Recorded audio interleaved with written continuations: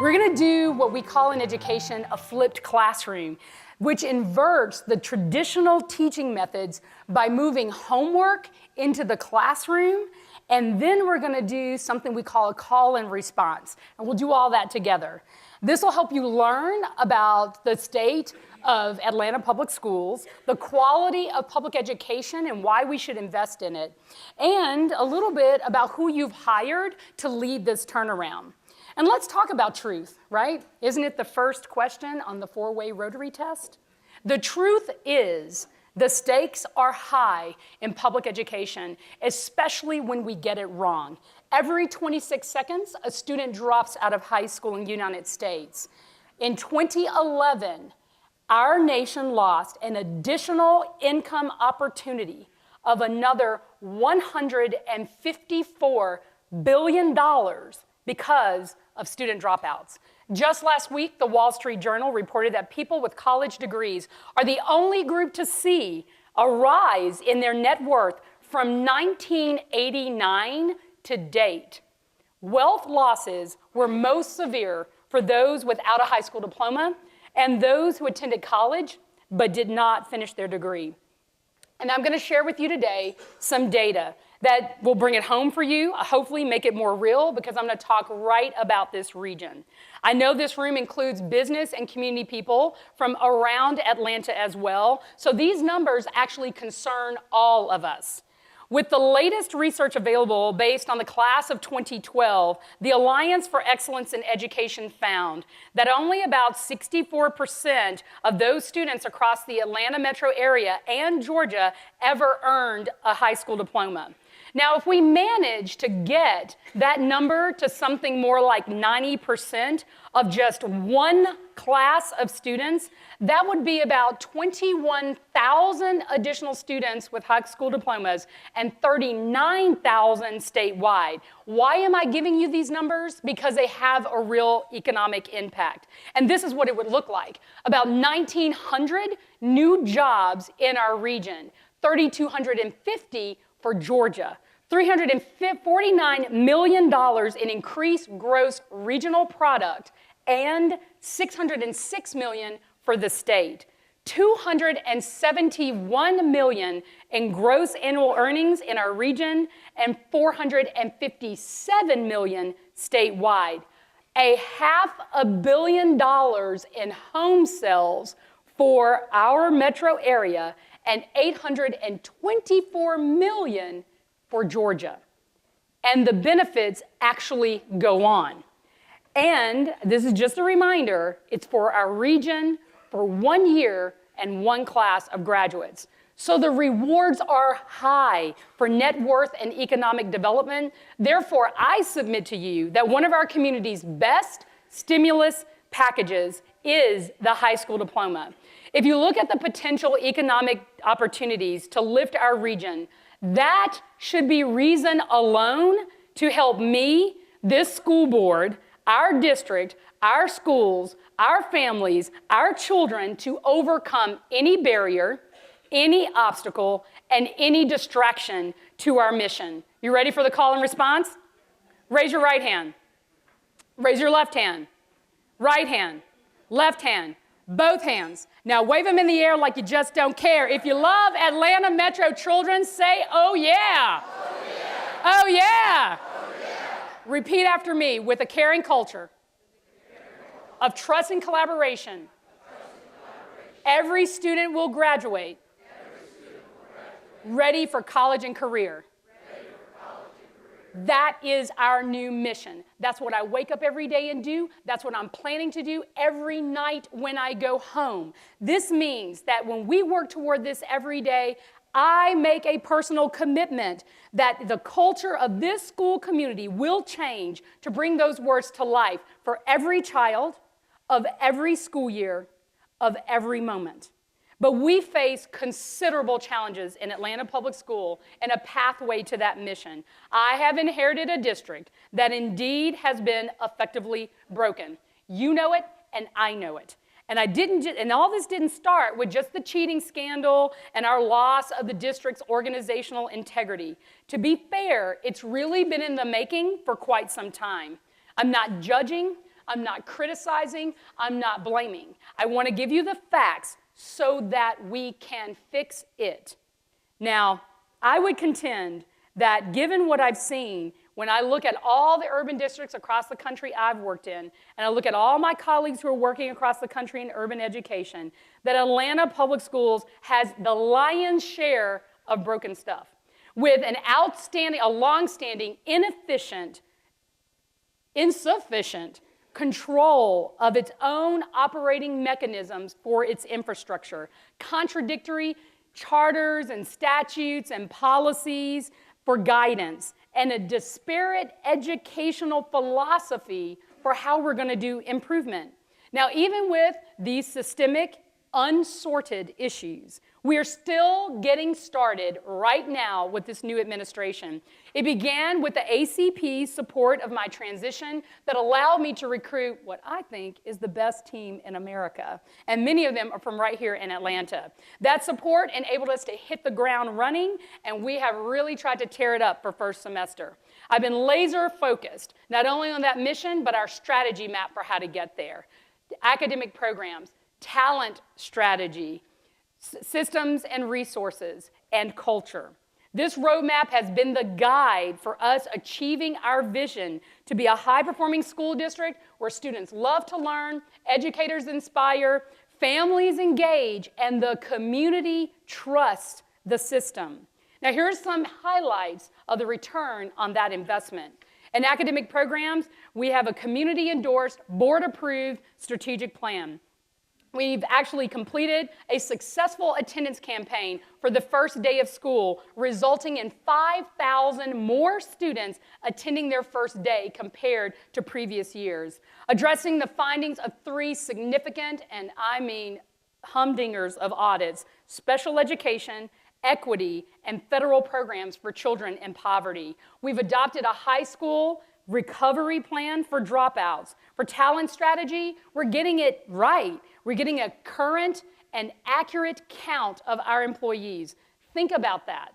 We didn't know how many full-time and part-time people were actually working for us. That's how broken the system was. We are now able to fill our substitute rates. We're able to fill 100% of our principal and executive leadership positions and roles. The substitute fill rate is an increase. It's now at 99%. Ask any teacher and any principal. This is very important to us. That's an 18 percentage point increase compared to previous years. For systems and resources, we embarked on a multi-year central administration reduction plan to right-size the system now that families are starting to exercise a little bit more choice. Launching a new accountability office to ensure we have data and testing integrity. And we just received a very prestigious National Financial Award for the first time, and it was because we restructured our finance and human resource departments for best practice. And for culture, culture. Creating employee and community relations offices and services to address all these concerns that people have been hearing about over the years. We've actually closed more than 200 cases in first semester. 200 cases that in any other year they would have turned into grievances and lawsuits. We've instituted ethics training that requires 100% employee completion from all of our employees. If they don't do it, they are now fired. Last but not least, we have embarked on a district-wide culture shift from adult-centered to child-centered. And as the saying goes, culture eats strategy for breakfast every single day. In other words, I can have the best strategic plan in the world, but if we don't commit to changing the culture of APS inside and out, that means all of us, the adults in this room and all across our region, on how they engage with APS. That's policymakers, business leaders, politicians, faith community, parents, partners, you name it. We have to live the mission together. That's all of us caring enough to take effective action to actually change student outcomes. That's your behavior, that's your attitude, that's your thinking, and that's what you actually do. So moving to a child-centered culture involves the balance of three things. It's a third, and a third. Academic achievement, which actually does involve some rigorous coursework, high expectations, success in grades, accountability in testing. We can't run away from that. That is our core business. It also involves practical skills and rich experiences that bring things like co-curricular activities, fine arts, athletics, world languages, and exposure to and training in career and technical educational environments. But what you, as members of this Rotary, understand to your very core, or you would not be this strong globally, is that there are other standards that we must educate our children to work and live by. It's authentic engagement for all that promotes fairness, goodwill, and well-being. And it comes for us in K through 12 or pre-K through 12 from a simple, no-cost concept. It's called hope. And research shows that the time individual adults spend with kids reinforcing those things that make them feel hopeful about the future is a powerful motivator. Hope is a stronger predictor of success in college than GPA, SAT and ACT scores and grades. So when students feel hopeful, they do better in school and life. Students are best prepared for those rigors when they have high hopes for the future, are deeply involved in and enthusiastic about school. They feel emotionally and physically well enough to take advantage of the actual learning opportunities we create. It's not complicated. A child will be 30 times more engaged in school if they can make two simple statements. I go to a school that builds on my strengths, and I have a teacher who excites me about the future. Now, working on a child-centered culture in our schools makes the district stronger to doing our part in supporting Atlanta as the capital of the South to attract and retain the best and the brightest from all over this country to this great American city. And Atlanta is a legacy city, just like my hometown of Selma, Alabama. Our city cannot get stuck with a reputation and certainly not a legacy of a global city with an ineffectual, unethical, broken school system. It affects me deeply because although Selma is where I was born and raised, I am a daughter of the Deep South. I'm coming to Atlanta, and being in Atlanta for me is an honor. My family and many of my long-term friends live here in this city. I am invested. I certainly want this city to be considered among the few great American urban cities known for a strong public school system where businesses know they can move here, have a solid workforce, and a high quality of life. So when my days get tough, and I get tested, and recently I have been, and I always will be, I reflect on why Atlanta bothered to not only recruit me, but hire me for the turnaround of this system. I think people knew my experience. I think they knew my track record. I think they knew my heritage and my upbringing. And they knew that would allow me to quickly navigate Atlanta's context and then perform the heavy lifting required that this district needs to actually get things done. My experiences growing up in Selma helped me to tackle challenges. You can expect to see integrity, passion, and grit. I love my job. It gives me the courageousness to stand in the face of adversity and the recognition of realities about how much more we still have to overcome, and in some cases, put the sweat equity in to just do it again. It helped me at an early stage in my career to actually determine what I believe in and what I stand for and what I really am willing to fight for. I have invested in that with my education and my professional experience. And I now use that as strengths to actually champion education without judging for any family who wants to make a choice about the future of their child. It is no longer going to be acceptable under how I've been raised and what I believe I am truly expected to do here in Atlanta. It will not be acceptable for Atlanta Public Schools to be seen still as an ineffectual government agency bleeding or misusing money, but an effective steward of hard-earned public dollars and community trust. It can no longer be viewed as a gateway for agendas that have absolutely nothing to do with educating children, but a leading developer of the next generation of leaders and workers for our city, region, state, and this country. It can no longer be regarded some general employment agency, but a professional institution of qualified educators and support staff who want to come and work with us on our mission to prepare kids for college and career. So I believe my job, and actually the job of a community that wants a strong public school system, must be to ensure that students have access to a quality education in a high-performing district.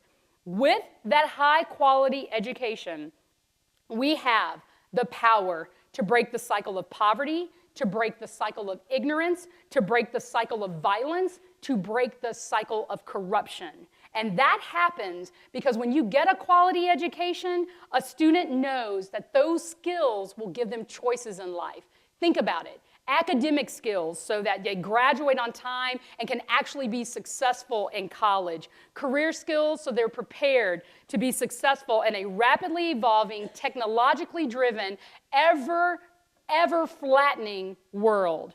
Decision-making skills so they participate as informed citizens in a democracy with the smarts and the heart to be better leaders than we ever were. Being from Selma, it's true, maybe you can tell, I have a little bit of an old soul in me, and it may sound old-fashioned, so I hope my 87th birthday boy is back there supporting that. I believe that a public education system is the cornerstone of our democracy. Part of the celebration of being in America is that anybody can put their kid in a system in any city or county in any state. And if the system works well, that child's life and the community is better for it. But I cannot do it alone.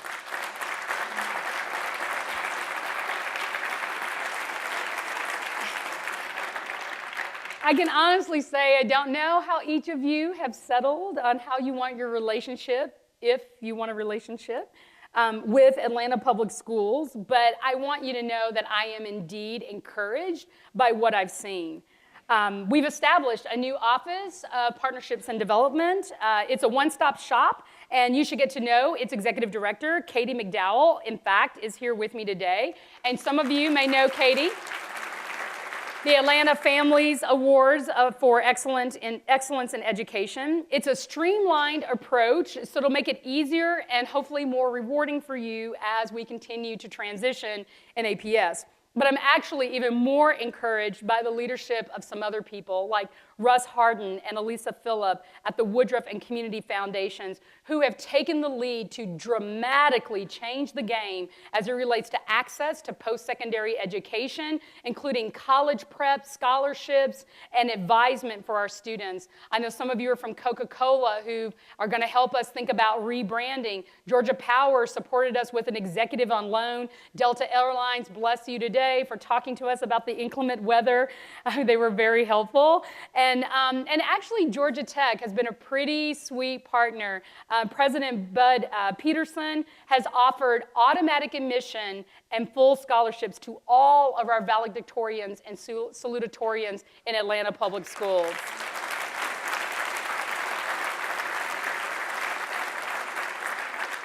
And this is just the tip of the iceberg, right? I mean, the range of stuff that people have been doing, coming forward, talking about what they'd like to see. It's just been so encouraging. But most recently, Atlanta actually received a national call to be part of a new public education national movement where we had only 48 hours to pledge not only our support, but that we would raise the money for every high school student to see the movie Selma and experience this pivotal moment in history. And I'm just so proud to say that Atlanta stepped up. I really want to thank Dr. Michael Lomax, the president and CEO of the United Negro College Fund, Hala, I'm going to get her name, Modelmog, the president and CEO of the Metro Atlanta Chamber, and Dr. John Wilson, who I think is here today, I saw him earlier, president of Morehouse College, and the Atlanta Partners for Education, who really worked hard to bring the community together. Huge range of donations, tens of thousands and $16, and we were thrilled to have it all. It was so amazing that we not only made our $100,000 goal and pledge, we actually were able to do more because people kept giving. Now 13,000 high school and middle school students in Atlanta have been able to go and see the movie and make it part of our social studies curriculum for free. So the overwhelming response further revealed an Atlanta to me that I knew was there, and it's just so encouraging to see it surface in so many ways, that one profits most who serves best. So for me, this is the best and most rewarding job in the city, and I give you my solemn promise that I will do my part to restore integrity and quality to Atlanta Public Schools, pledging to tell the truth about our district, pledging to be fair in my duties as superintendent, pledging to promote goodwill, modeling the behavior we expect our staff and students to be, and pledging to end every day knowing that I worked for the benefit of all students in Atlanta Public Schools. Thank you, and I welcome your questions.